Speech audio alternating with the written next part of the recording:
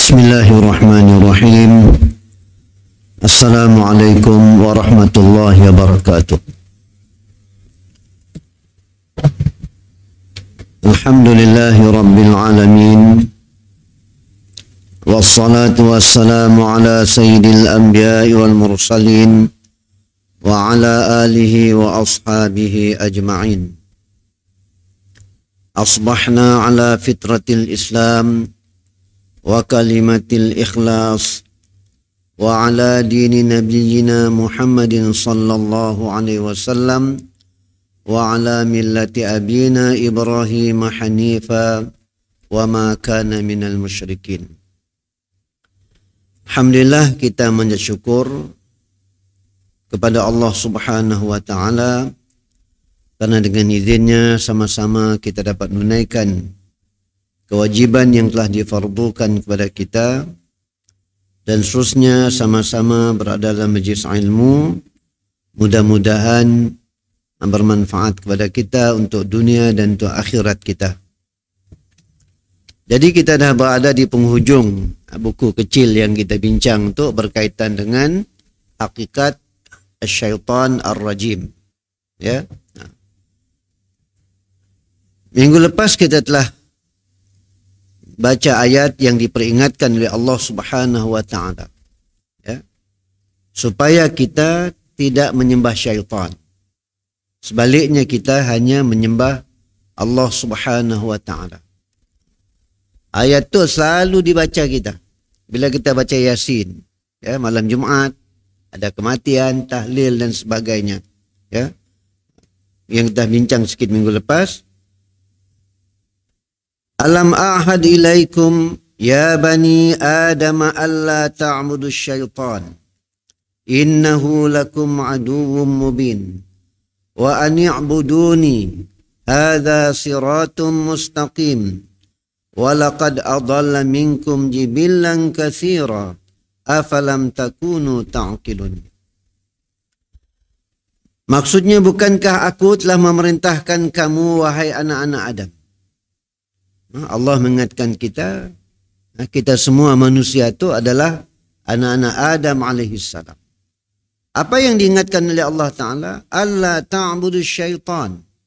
Janganlah kamu menyembah syaitan. Innahu lakum aduwwum mubin. Apa sebab? Kenapa kita dilarang mengikuti syaitan? Kenapa kita dilarang untuk mentaati syaitan? Karena dia adalah musuh kita yang nyata. Wa an i'buduni hadza siratum mustaqim. Sembahlah aku. Artinya taatlah aku, ikutlah perintah aku, laksanakanlah perintah-perintahku. Hadza siratum mustaqim. Inilah jalan yang lurus. Wa laqad adalla minkum jibillan katsira. Sesungguhnya syaitan itu telah banyak menyesatkan golongan yang ramai di antara kamu. Afalam takunu ta'qilun, apakah kamu tidak berfikir? Ayat tu, kalau kita lihat dalam tafsir, dia menceritakan tentang keadaan orang di padang, di akhirat lah, ya, di mana apabila diheret sekumpulan manusia tu dalam neraka, ya, bila diheret ke dalam neraka jahanam, maka dikatakan kepada para malaikat, pada orang yang apa namanya tadi, bila mereka menyalahkan syaitan, ya, yang kita bincang ayat sebelumnya, ya, yang kami masuk neraka tu kena syaitan lah, ya, iblis lah yang menyesatkan kami. Maka Allah mengingatkan kita, mengingatkan penghuni neraka tadi, dan juga mengingatkan kita yang di dunia tu. Allah kata, alam ahad ilaikum. Sikah di dunia dulu telah aku perintahkan kepada kamu, ya, wahai anak-anak Adam, Allah ta'budu syaitan. Jangan menyembah syaitan. Ya. Jadi Allah mengingatkan kita, si dunia dulu dah diingatkan dah. Dalam Quran berulang kali antara ayat yang banyak bila kisah Nabi Adam ada kisah iblis. Ya. Dalam sepanjang kita baca kitab tu berapa banyak ayat yang kita jumpa tentang peringatan Allah tentang syaitan tu sebagai musuh. Ya, diulang-ulang. Dalam ayat tu Allah ta'budu syaitan, jangan kamu menyembah syaitan. Mungkin kita tak ada, si pernah kami menyembah syaitan pun. Kan? Ini ada kita nak menyembah syaitan. Engkau gambar syaitan, kah syaitan depan kita, sujud kepadanya. Sekdah, kan? Ya. Maksud menyembah di situ ialah kita meletakkan ketaatan, ketundukan, kepatuhan kita kepada syaitan tadi. Ya. Tertipu dengan tipu daya syaitan, kita ngikut apa yang syaitan suka. Ya. Syaitan nyuruh kita sesat, kita sesat. Ya. Syaitan membuaikan hawa nafsu kita sehingga hidup kita mengikuti hawa nafsu. Ya. Si peduli halal dan haram. Ya, syaitan membisikkan kepada kita supaya melihat yang haram ialah yang nyaman, yang bagus. Ya. Syaitan melihat kepada kita membisikkan kepada kita nak melakukan ibadat itu berat. Ya, macam-macam aja halangannya kepada kita. Jadi artinya bila kita tunduk patuh kepada kemahuan syaitan, maka kita sebenarnya menyembah syaitan. Dan Allah ulangi dan tu banyak diulangi. Innahu lakum aduwwum mubin. Bukan sekadar dipadah syaitan yang musuh. Kan? Tapi musuh yang sangat nyata. Ya, mun bahasa Sarawak apa kata kita? Ada bahasa orang tua mun kita dah tahu benar-benar, tapi masih juga nak ikut. Kan? Ya. Kita tu dah lama, banyak bahasa kita dah hilang kan. Ya. Kita dah tahu dah nyata-nyatanya yang musuh. Kan? Ya. Tapi kita masih ngikut. Ya. Jadi sebab di sana kita ada hawa nafsu. Sebaliknya Allah kata sepatutnya kamu di dunia sembahlah Allah. Artinya taatlah peraturan Allah, ikutlah arahan Allah, laksanakan perintah Allah, kan? Lakukan apa yang Allah perintah, tinggalkan apa yang Allah larang. Ya, cara kita mengabdikan diri kepada Allah, hadza siratu mustaqim. Itu baru jalan lurus kata Allah. Jalan mentaati Allah, jalan mengabdikan hidup kepada Allah, ya jalan yang lurus. Jadi jalan syaitan, menyembah syaitan dengan menyembah Allah, dua yang bertentangan. Satu ke kiri, satu ke kanan. Dan Allah mengingatkan kita lagi, walaqad adalla minkum jibilan katsira. Syaitan tu dah banyak nyesat orang dah. Ya. Daripada generasi yang sebelum kita. Ya.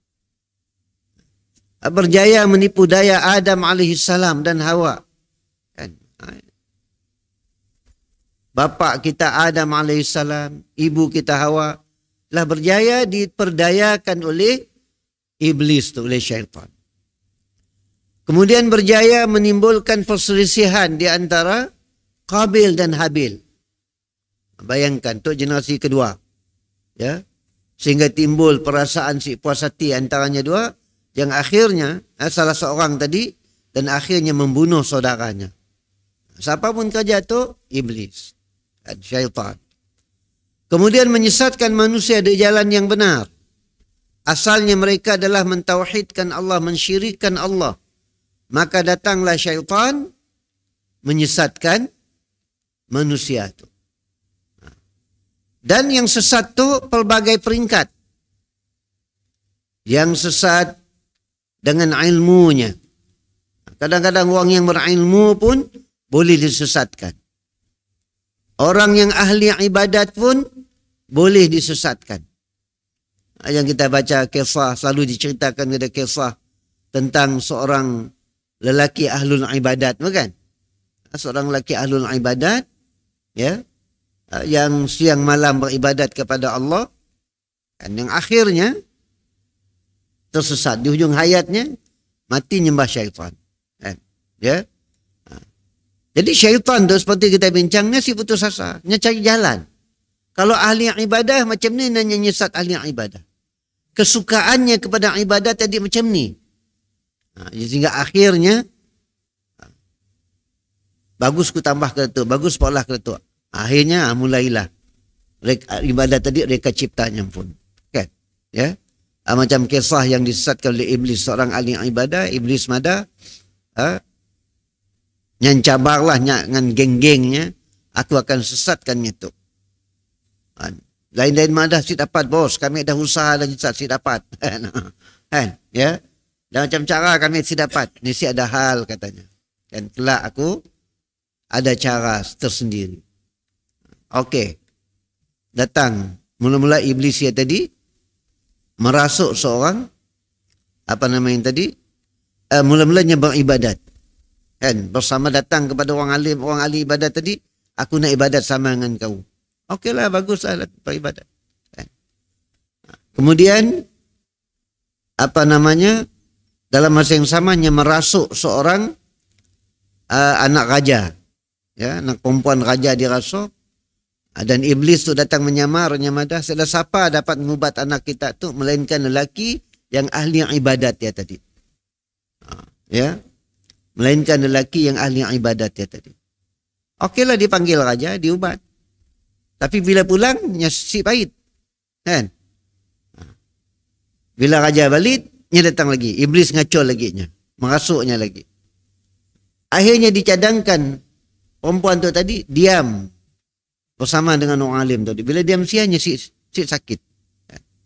Ini syaitan punya langkah. Ini dipanggil khutuat. Langkah-langkahnya. Kemudian, ya, iblis tadi terus beribadat, raja ahli ibadat terus beribadat dan iblis beribadat. Cuma, nya tu tadi sebagai manusia, ahli ibadat tu nya ada masa kena berkemih, kena berak, makan. Tadi ada masa-masanya terganggu dalam ibadat disebabkan oleh keperluan manusia. Di tangganya iblis tu tadi, orang ibadat yang bersama dengannya, si berhenti-henti, saya dah berhenti makan, saya dah tidur, saya dah apa?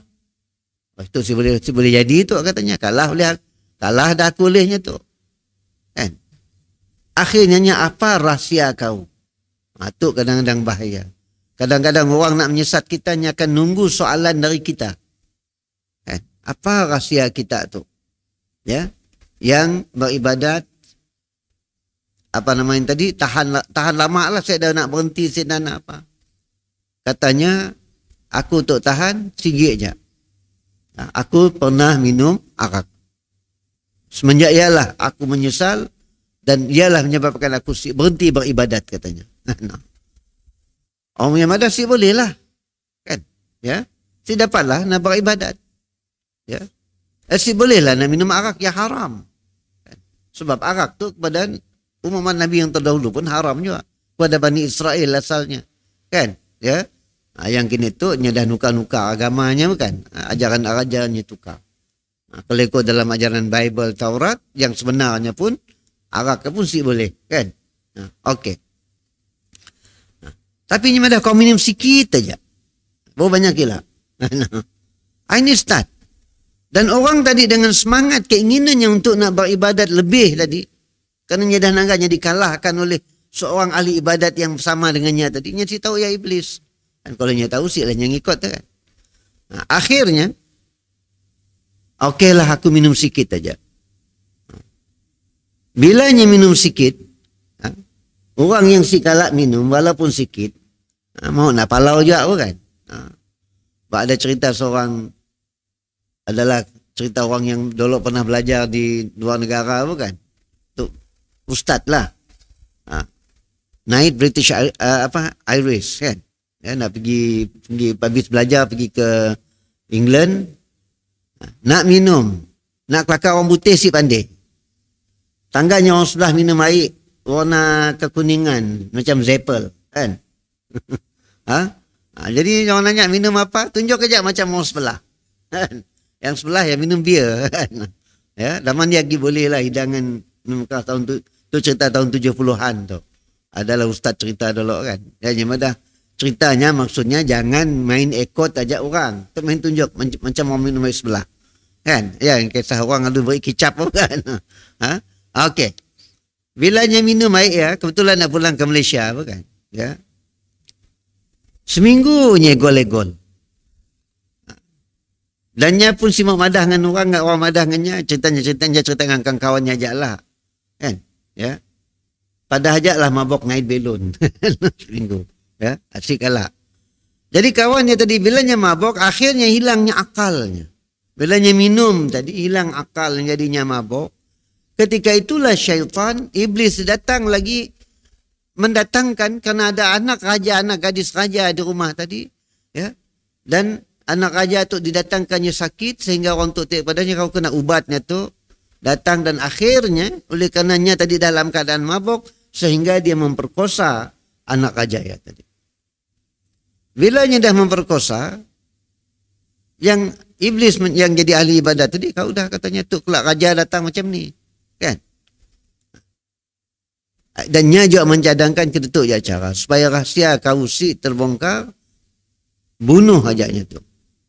Bayangkannya orang si kalak malah benda macam ya. Kan? Dan nya popular sebagai ahli yang ibadat. Dan akhirnya dibunuhnya tadi, nya si mau. Kan tentulah aib baginya lepas ya. Akhirnya dibunuh. Ya. Puteri raja tu tadi dibunuh. Kan? Kemudian dikebumi. Kemudian apa nak dipola?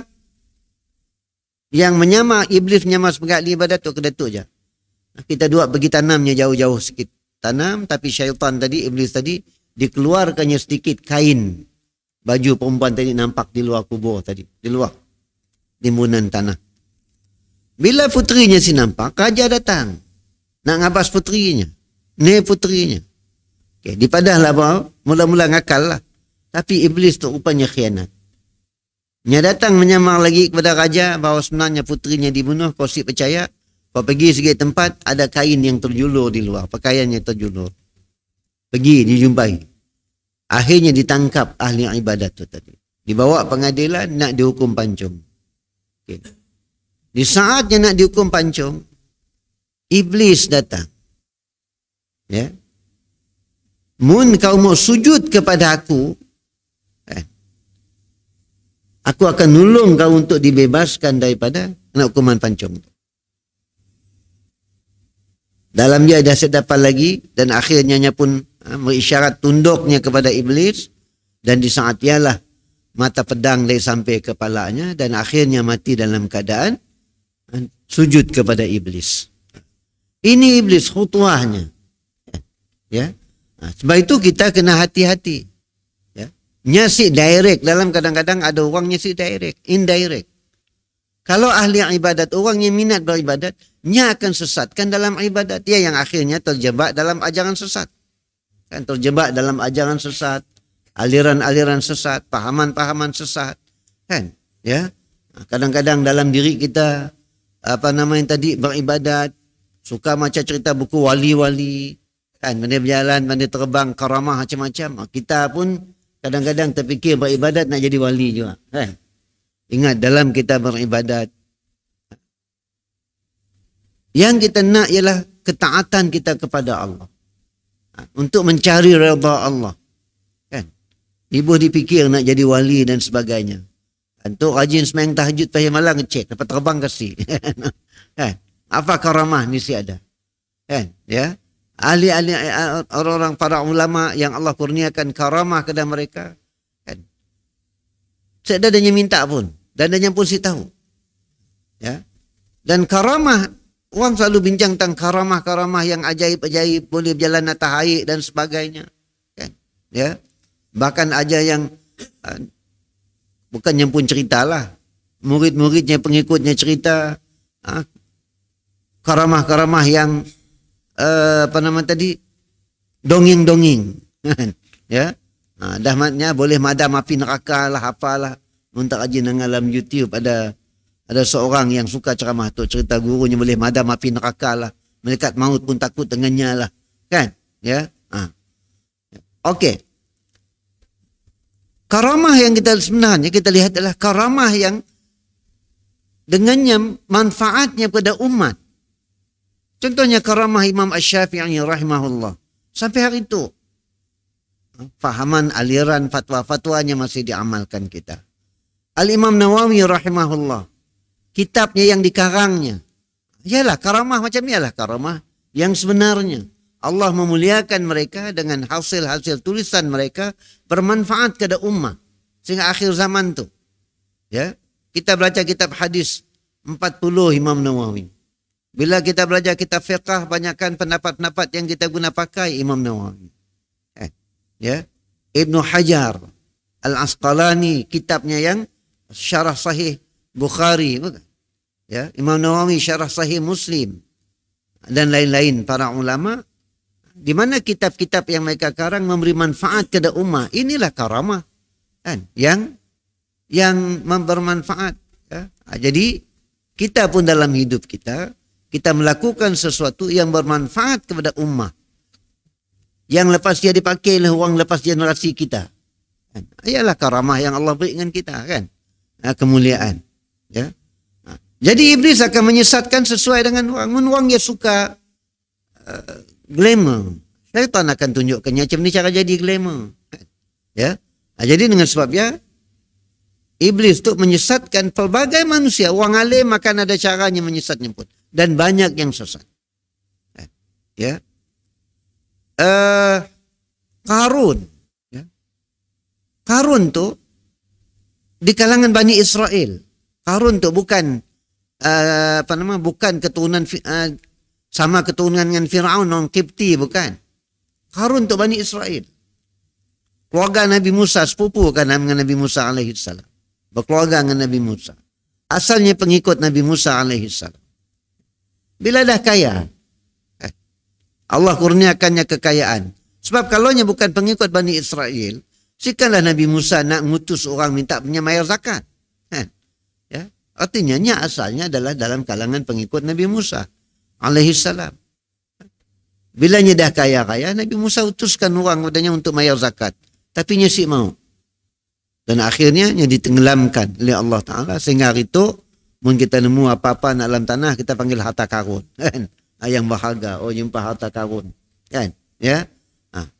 Bagaimana iblis menyesatkannya? Lahir perasaan tamak. Ya? Rasa tamak. Dia merasakan orang nak ambil kepentingan daripadanya karenanya kaya. Kan? Ya? Padahal, dengan nikmat yang Tuhan berinya tadi, sepatutnya dapat melakukan amal yang mendekatkan diri dengan Allah Ta'ala. Okay, ayat yang lain. Ya bani Adam imma ya'tiyannakum rusulun minkum yaqussuna 'alaikum ayati famanittaqa wa aslaha fala khaufun 'alaihim wa lahum yahzanun. Wahai anak Adam, jika datang kepada kamu rasul-rasul di kalangan kamu yang menceritakan kepada kamu ayat-ayat Allah sebagai ajaran bagi cara hidupmu, maka hendaklah kamu ikuti rasul-rasul itu dengan cara bertakwa kepada Allah dan mengislahkan cara hidupnya. Karena sesiapa yang bertakwa dan memperbaiki cara hidupnya berdasarkan petunjuk, nescaya tidaklah ada apa-apa kebimbangan dalam perjalanan hidup mereka. Seterusnya dalam menempuh tipu daya syaitan, dan mereka pula tidak akan berduka cita terhadap apa yang mereka terpaksa tinggalkan di dunia dan menerima balasan di akhirat. Dalam ayat itu Allah mengingatkan kita, pesanan Allah pada kita, ikutilah apa yang dibawa oleh rasul-rasul. Dalam konteks kita yang terakhir ialah Nabi kita Muhammad sallallahu alaihi wasallam. Ya. Jadi Allah mengatakan famanittaqa wa aslaha. Siapa yang bertakwa kepada Allah, wa aslaha artinya sentiasa memperbaiki dirinya. Kita perbaiki diri kita dengan ilmu, belajar. Kita jahil, si tahu kita belajar. Ya. Kemudian sentiasa membersihkan diri daripada dosa, istighfar, taubat. Sentiasa memperbaiki, meningkatkan amal ibadat. Fala khaufun alaihim. Artinya si takut. Tidak ada ketakutan untuknya nak di akhirat kelak. Ya. Macam kita lah, mudah bekal kita cukup. Apa kita bingung? Lah. Ya. Kita jalan di pasar, dalam kocek kita paling kurang ada 100. Kita bingung. Tak jalan pasar duit dengan RM10. Nah, nak singgah minum, daman tu nak singgah minum pun si berani. Tambah RM10, nak singgah minum pun si berani. Datang ada ya takut RM10 10 sen. Ini nak cari 10 sen. Ya. Okey. Jadi fala khaufun 'alaihim, saya tak takut. Wala hum yahzanun, mereka juga tidak akan berduka cita. Sebab amal diterima oleh Allah dan diberi ganjaran yang sebaik-baiknya. Qala ihbita minha jami'a ba'dukum li ba'din adu fa imma ya'tiyannakum minni hudan faman ittaba'a hudaya fala yadhillu wa la yashqa wa man a'rada an dhikri fa inna lahu ma'ishatan dhanka wa nahsyuruhu yawmal qiyamati a'ma qala rabbi lima hasyartani a'ma wa qad kuntu basira qala kadzalika atatka ayatuna fanasitaha wa kadzalikal yauma tunsa.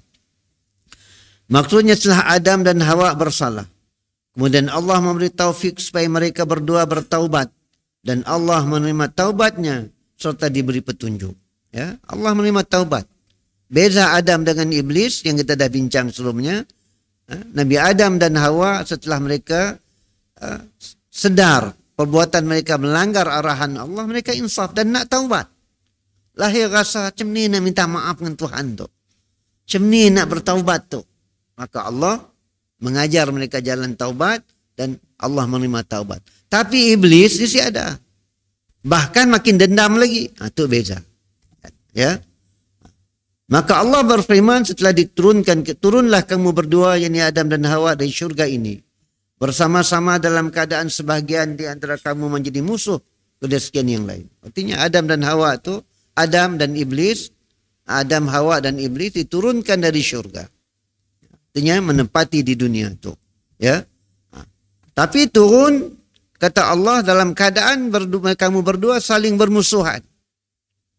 Artinya Allah mengingatkan Nabi Adam, sampai bila-bila pun jangan kau harap iblis nak jadi kawan. Ya aja. Kalau nya jadi kawan, nya ada maksud yang tersendiri. Ya jaga-jaga. Ya Allah ingatkan.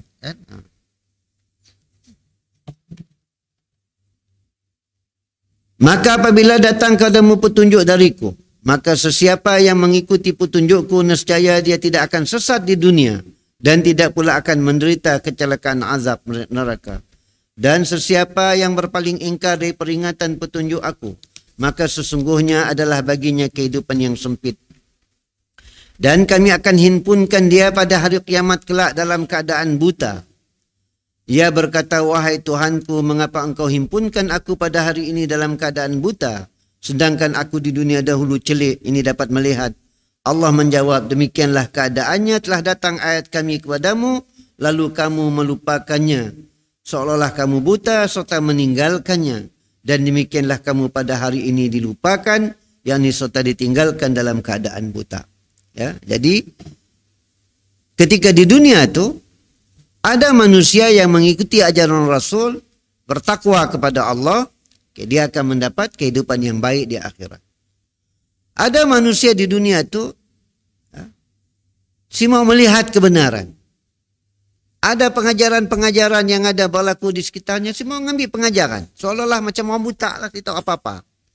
Ya. Maka di akhirat dibangkitkan dalam keadaan buta. Dan dia komplain. Kena aku dibangkit di dalam keadaan buta, sedangkan dunia dulu aku celik. Maka jawab Allah, sebab di dunia dulu kamu tidak mahu melihat tanda-tanda kebesaran Allah, dan kamu pengajaran-pengajaran yang berlaku di sekitar kamu seolah-olah kamu tidak melihatnya, artinya si peduli. Maka itu rasalah bangkit dalam keadaan buta.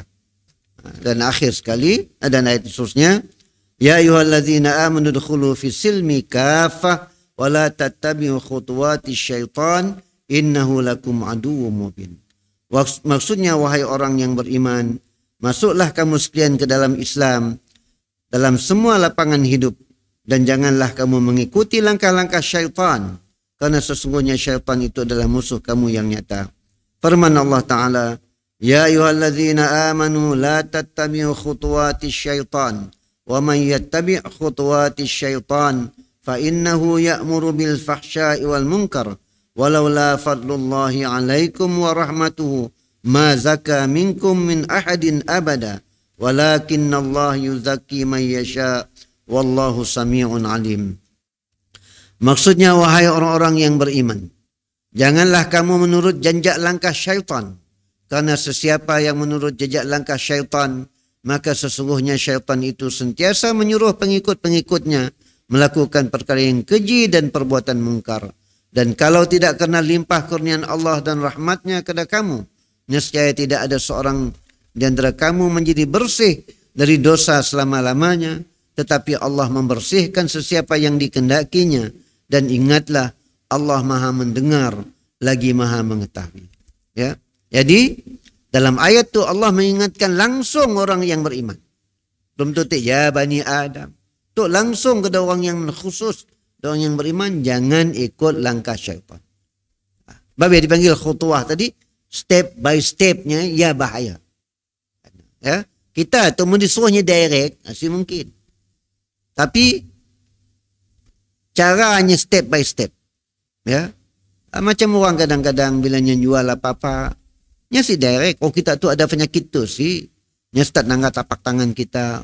Oh, kita tu macam tangkap kami ada benda tu. Kan? Kita pun nanya, kita pun mulai suspend. Apakah oh? Banyak pun cerita oh tu. Oh, kemudian lalas sekali baru yang keluar. Amun tak mau tu produk kami. Tu kan tu step by step lah.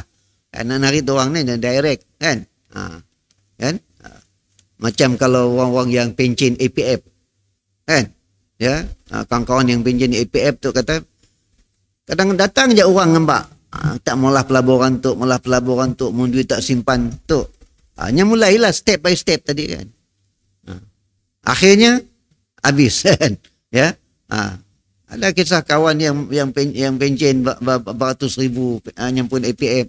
Keluar orang bak join bisnes tu, sak duit berkembang, kan bisnes tu. Ini bukan yang ngembak ke atas kosong, setiap tengah mau idul lagi.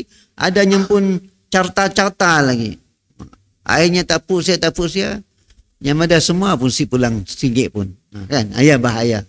Orang yang ya tik yang bahaya kepada kita. Jadi, dan akhir ayat tu ialah Allah menjelaskan, kalaulah tidak dengan rahmat Allah, kita tu siapa membersihkan diri dari dosa. Tapi rahmat Allah Ta'ala dengan kita tu maha luas. Bayangkan kita, Allah Ta'ala nak beri kita jalan membersihkan, itulah rahmatnya. Kita ambil wuduk, dengan ambil wuduk dosa kita gugur. Ambil wuduk dari rumah, kemudian jalan ke masjid, nak sembahyang berjamaah di masjid, hapus dosa lagi. Ya. Kita duduklah majlis ilmu, malaikat mendoakan keampunan untuk kita lagi. Bayangkan. Ya. Jadi inilah rahmat Allah Ta'ala yang luas. Sebab Allah mengatakan, kalaulah tidak dengan rahmat Allah, kita akan dapat membersihkan diri dari dosa. Tapi rahmat Allah menjadikan pelbagai amalan-amalan yang dengannya menghapus dosa, maka kita dapat membersihkan dari dosa. Kita jumpa orang berjalan, Assalamualaikum, berjarah, menggugurkan dosa. Bayangkan. Ya, jalan untuk pagi itu. Mudah-mudahan bermanfaat pada kita. Wassallallahu ala Muhammad wa ala alihi wa sahbihi ajma'in. Assalamualaikum warahmatullahi wabarakatuh.